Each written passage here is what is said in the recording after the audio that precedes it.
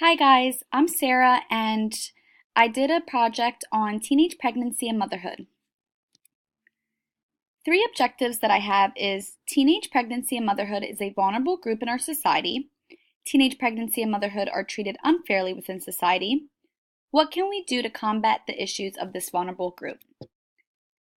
Vulnerability is defined as susceptibility to actual or potential stressors that may lead to an adverse effect, which is from the book.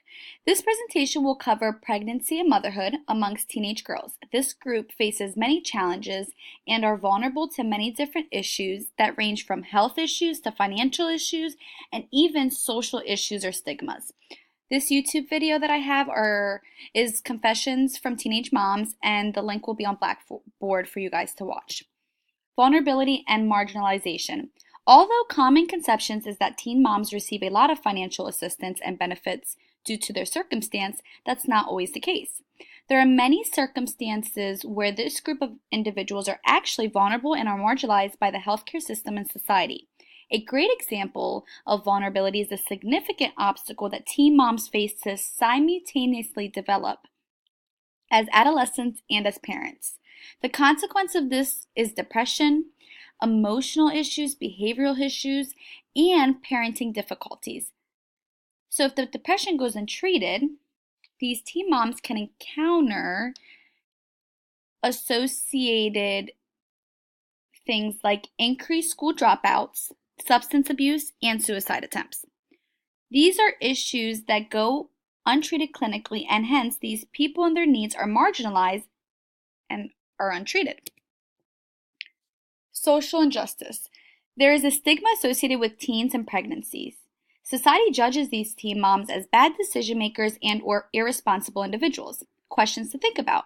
Why not take a deeper look at the whole person instead of quickly forming an opinion?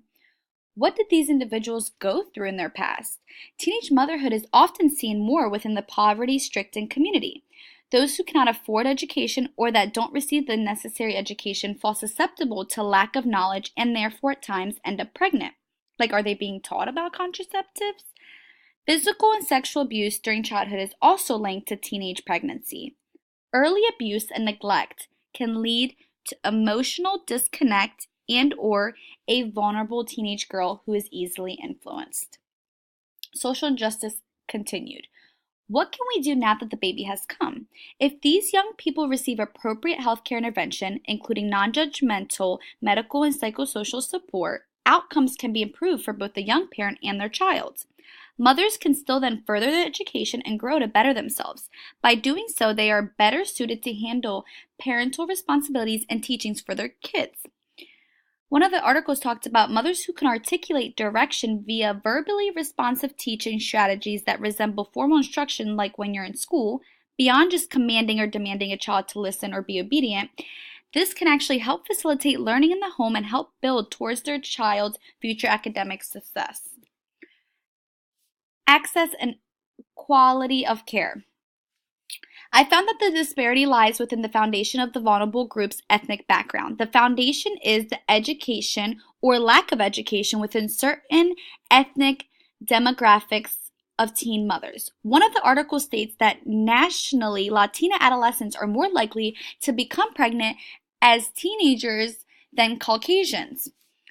It went on to further state, although Caucasian females report a larger number of sexual partners than Latinos within the same time frame, Latinas report less use of contraception than Caucasian counterparts. This leads to early pregnancy, which was a result of lack of education. Solutions. So to prevent this, we can educate on contraceptives and condoms early on, for example, public schools or even in the communities. We could do screenings.